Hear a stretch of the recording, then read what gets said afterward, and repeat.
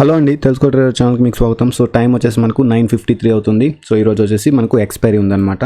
Okay, so ఇప్పుడు ఒకసారి నేను స్ట్రైక్ ప్రైజెస్ని అయితే సెలెక్ట్ చేసుకున్నాను. వాటిలోకి అయితే నేను ఎంటర్ అయిపోతాను. ట్రేడ్లోకి అయితే ఎంటర్ అయిపోయాను. సో ఒకసారి మనం ప్రైజెస్ చూసుకున్నట్లయితే 35,800 కాల్ ఆప్షన్ని సెల్ చేసాము, అలాగే 35,600 పుట్ ఆప్షన్ అయితే సెల్ చేసాము. సో వాటి యొక్క యావరేజ్ని ఒకసారి గమనించడానికి ట్రై చేయండి. సో చాలా ఇంపార్టెంట్ అనమాట.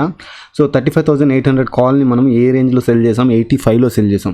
35,600 పుట్ ఆప్షన్ ఎక్కడ సెల్ చేసాము? మనం 47లో సెల్ చేసాం. సో దానికి పర్టికులర్గా ఇలా సెల్ చేయడానికి గల రీజన్ ఏంటి అంటే, సో ఈరోజు ప్రీమియమ్స్ అనేటివి చాలా లోగా ఉన్నాయండి. నేను ఒకసారి మీకు చూపిస్తాను.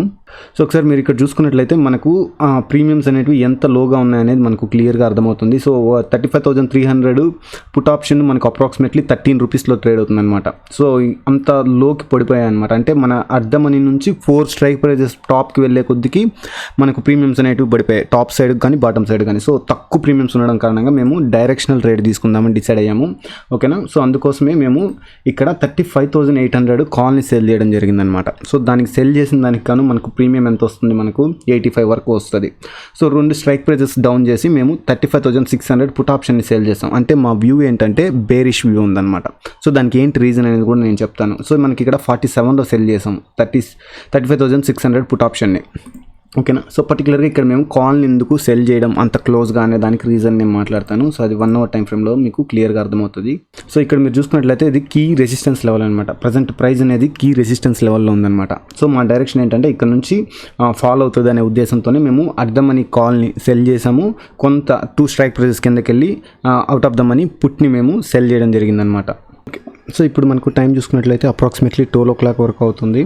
ఒకసారి ప్రీమియమ్స్ యొక్క ప్రైస్ యొక్క డిఫరెన్స్ మనకు ఇక్కడ చూసుకున్నట్లయితే మనకి ఏదైతే మనం అనుకున్నామో మార్కెట్ అదే సైడ్ అయితే రావడం జరిగింది. సో ఇప్పుడు పుట్ సైడ్ ఉండే ప్రీమియం వచ్చేసి 66 వరకు వెళ్ళిపోయింది. సో కాల్ సైడ్ ఉన్న ప్రీమియం అనేది చాలా తక్కువలో ఉంది. సో నేనైతే దీన్ని రోల్ చేస్తున్నాను.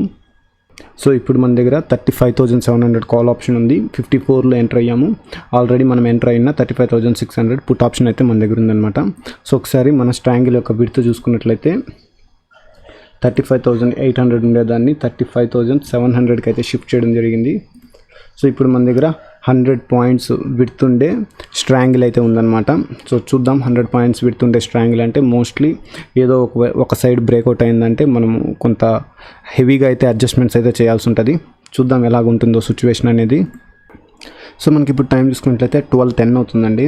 సో మనకు ఏదైతే టెస్టింగ్ సైడ్ ఉందో అది పూర్తిగా ఇన్ ద మనీలోకి అయితే వెళ్ళిపోవడం జరిగింది. సో ఇక్కడ మనం చూడొచ్చు 35,600 పుట్ ఆప్షన్ని మనం సెల్ చేసాము. ప్రజెంట్ ప్రైస్ వచ్చేసి 35,570 రేంజ్లో ట్రేడ్ అవుతుందన్నమాట.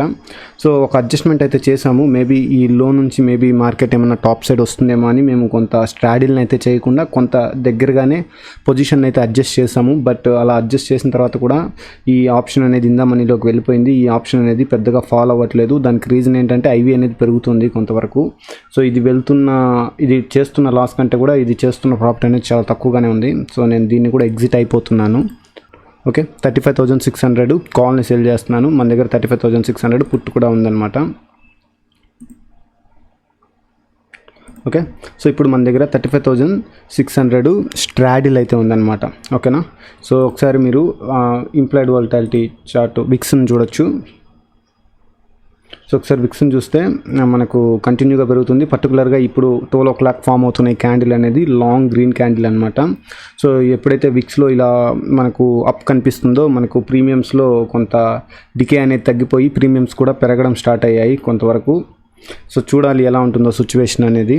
So expiry day. సో ఇప్పుడు మనకు టైం చూసుకున్నట్లయితే 1 o'clock అవుతుందండి. సో ఒకసారి ఇక్కడ చూసుకుంటే మన స్ట్రాడిల్ అనేది ఈ లెవెల్లో ఉంది. ప్రైస్ అనేది బాగా ఫాలో అవుతుంది. మనకి ఇక్కడ చూసుకున్నట్లయితే ఐవీ అయితే పెరుగుతుందండి. సో మనకు లాస్లో అయితే ఉన్నాము. సో ఇక్కడ మనకి ఏదైతే లాస్ వస్తుందో ఇది చాలా డీప్ లాస్ని అయితే క్రియేట్ చేస్తుంది. సో మేము ఈ పొజిషన్ అయితే ఎగ్జిట్ అయిపోతున్నాము. సో ఈరోజు ఇన్వర్స్ అయితే చేయట్లేదు, లాస్ని బుక్ చేసేస్తున్నాం పొజిషన్లో. ఓకే, 35,400 పుట్ ఆప్షన్ అయితే సెల్ చేస్తున్నాం.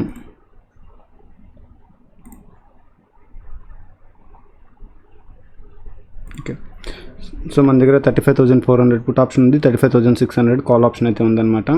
సో దీంట్లో వచ్చేసి ఎంట్రీ ప్రైస్ వచ్చేసి మనకు 61లో అయితే మనం ఎంటర్ అవ్వడం జరిగింది. సో ఒకసారి మన విడ్త్ని మనకు చూసినట్లయితే 200 పాయింట్స్ స్ట్రాంగిల్ విడ్త్ అయితే మన దగ్గర ఉందన్నమాట. సో మార్కెట్ అనేది ఒక డైరెక్షన్లో మూవ్ అవుతుంది. మనకు విక్స్ అనేది 11% వరకు పెరిగిందనమాట. సో చూడొచ్చు మీరు ఒకసారి విక్స్ చార్ట్ని. సో ఒక డైరెక్షన్లో టాప్కి వెళ్ళిపోతుంది. మనకు ప్రీమియమ్స్ అనేటివి ఫాలో అవ్వట్లేదు. సో ఇప్పుడు మనకు టైం చూసుకున్నట్లయితే 154 అవుతుందండి. ఒకసారి బ్యాంక్ నిఫ్టీని చూసినట్లయితే ప్రైస్ అనేది మనం ఏదైతే సెల్ చేసామో ఆప్షన్ కంటే కూడా దాటి మనకు ట్రేడ్ అవుతుందన్నమాట. సో ఇక్కడ మేము పొజిషన్ని స్ట్రాడిల్ని అయితే చేస్తున్నాము. సో ఇక్కడ మేము 35,400 కాల్ ఆప్షన్ని సెల్ చేయడం జరిగిందనమాట, రోల్ చేసాము. సో ఇప్పుడు ఒకసారి మనం చూసుకున్నట్లయితే ఇక్కడున్న మన కాల్ ఆప్షన్ని ఇప్పుడు మనం స్ట్రాడిల్ అయితే చేసాము. సో మనకు ఈ రేంజ్లో మనకు స్ట్రాడిల్ ఉందన్నమాట. 35,400 స్ట్రాడిల్ అయితే మనకి ఇప్పుడు ఉంది. సో మార్కెట్ అనేది ఒక డైరెక్షన్లో వెళ్తుంది. విక్స్ అనేది చాలా హైగా ఉంది, ఎక్కడ విక్స్ అనేది కూల్ ఆఫ్ అయితే అవ్వలేదు. సో చూద్దాం, ఇప్పటికీ మనం లాస్లోనే రన్ అవుతుందన్నమాట. మనకు ట్రేడ్ అనేది 800 వరకు లాస్ ఉంది. సో ఒకసారి ఇప్పుడు టైం చూసుకున్నట్లయితే మనకు 2 o'clock అవుతుందండి. సో మార్కెట్ అనేది ఒక సైడ్ ఫాల్ అయిపోతుంది. సో లూజింగ్ పొజిషన్ నేను ఇక్కడ కట్ చేస్తున్నాను. సో 35,300 ఇప్పుడు ప్రజెంట్ ట్రేడ్ అవుతున్న దాంట్లో అర్థమని పుట్ని నేను సెల్లింగ్ అయితే చేస్తున్నాను. సో మన దగ్గర 35,300 పుట్ ఆప్షన్ ఉంది, 35,400 కాల్ ఆప్షన్ ఉందన్నమాట. సో వాటి యొక్క ఎంట్రీ ప్రైజెస్ అనేటివి చూసినట్లయితే కాల్ ఆప్షన్కి సంబంధించి మన దగ్గర 51లో ఎంటర్ అయ్యాము. పుట్ ఆప్షన్కి సంబంధించి మనం చూసుకున్నట్లయితే 71లో ఎంటర్ అవ్వడం అయితే జరిగిందనమాట. సో ప్రజెంట్ మనకు లాస్ అనేది 1500లో రన్ అవుతుంది. సో ఒకసారి చూసినట్లయితే డ్రాస్టిక్గా అయితే ఫాల్ అవుతుందన్నమాట మనకు బ్యాంక్ నిఫ్టీ. సో ఇంకొకసారి చూస్తాము మార్కెట్ అనేది రివర్స్ అవుతుందో అవ్వదో అని. ఒకవేళ రివర్స్ అవ్వకపోతే లాస్ట్లోనే ఎగ్జిట్ అయ్యే ప్రయత్నం అయితే చేస్తామన్నమాట. సో ఒకసారి ఇప్పుడు టైం చూసుకున్నట్లయితే 2:24 అవుతుందండి. ఒకసారి బ్యాంక్ నిఫ్టీని చూసుకున్నట్లయితే ప్రజెంట్ మనం సేల్ చేసిన పుట్ ఆప్షన్ కంటే కూడా కింద ట్రేడ్ అవుతుంది. సో ఒకసారి ఇక్కడ ప్రీమియం చూసుకున్నట్లయితే దీంట్లో మనకు బాగా ప్రీమియం ఫాల్ అయితే కంప్లీట్గా జరిగిపోయింది. ఇంకా మోస్ట్లీ దీన్ని డిఫెండ్ చేయలేంది. సో నేను దీని అయితే ఎగ్జిట్ అయిపోతున్నాను. సో ఇప్పుడు 35,300 కాల్ ఆప్షన్ అయితే సెల్ చేస్తున్నాను. ఆల్మోస్ట్ ఇదే నా ఫైనల్ అడ్జస్ట్మెంట్. ఇంకా ఎటువంటి అడ్జస్ట్మెంట్స్ అయితే చేయబోము. ఇంకా నెక్స్ట్ వచ్చే లాస్ ఏదైతే ఉందో ఆ లాస్ని అయితే బుక్ చేసుకొని ఎగ్జిట్ అయితే అయిపోతాము. ఇంకా టాప్ సైడ్ ఇంకా ఇక్కడ నుంచి మార్కెట్ అనేది కొంత రిటర్న్ అయితేనే మనకు ప్రాఫిట్ అనమాట. ఇంకా రిటర్న్ అవ్వకుండా ఫర్దర్గా ఇంకా ఫాల్ ఉన్నట్లయితే ముందుగానే క్లోజ్ చేసేస్తాము. రిటర్న్ అయ్యే సిచ్యువేషన్ ఏదైనా ఉన్నట్లయితే కొంత టైం అయితే వెయిట్ చేస్తామన్నమాట. సో ఇప్పుడు మనకు టైం చూసుకున్నట్లయితే 2:33 అవుతుందండి. ప్రజెంట్ మేమైతే పొజిషన్స్ని అయితే ఎగ్జిట్ అయిపోదామని డిసైడ్ అయిపోయాము. సో దానికి రీజన్స్ కూడా నేను చెప్తాను.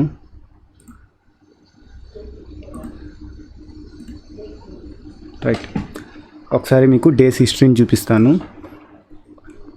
సో ఒకసారి మీరు డేస్ హిస్టరీని చూసుకున్నట్లయితే అప్రాక్సిమేట్లీ 6 అడ్జస్ట్మెంట్స్ చేసామండి మొత్తం.